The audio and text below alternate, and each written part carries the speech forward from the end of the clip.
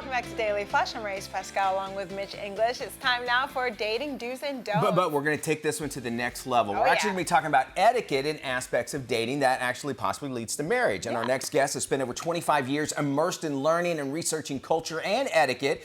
She takes pride in removing that stuffy and bourgeois approach to teaching. And she joins us now to talk more about the etiquette of properly dating. It's Akilah Siti. Thank you so much, Akilah, for joining us.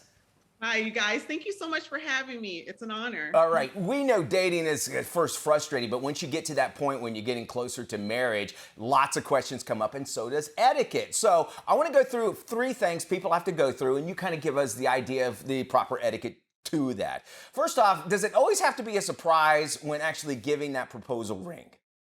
Well, you know what? More and more jewelers are giving more advice on when people are getting proposed to, and they're saying, look for the ring first. Oh. Don't try to surprise with the ring. A lot of women they know what type of ring that they want. They know what they're looking for. So if you guys are at the stage where you're considering engagement, maybe she can, check her Pinterest, check out those little pages that she may be dropping hints on, and maybe suggest to her, hey, how about you share the ideas that you want with me, whoever you're proposing to, and then you guys have an idea, you have a better prospect of getting the ring that she wants. Exactly. She's going to keep it for the rest of her life, or we hope so. All right, next one. Do you still have to ask your parents' permission for their significant other hand in marriage?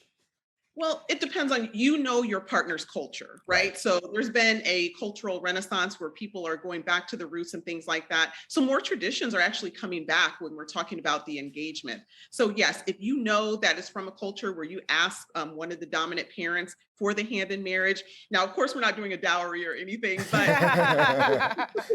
go through that formal process if you know that that's what their culture calls for. It's a level of respect. Yeah, and I think, and if maybe you don't know, maybe you might want to consider your relationship if you don't know their parents well enough, because you are marrying into the family, so keep that in mind. That's a really good advice. All right, when do you actually start talking about marriage in a relationship?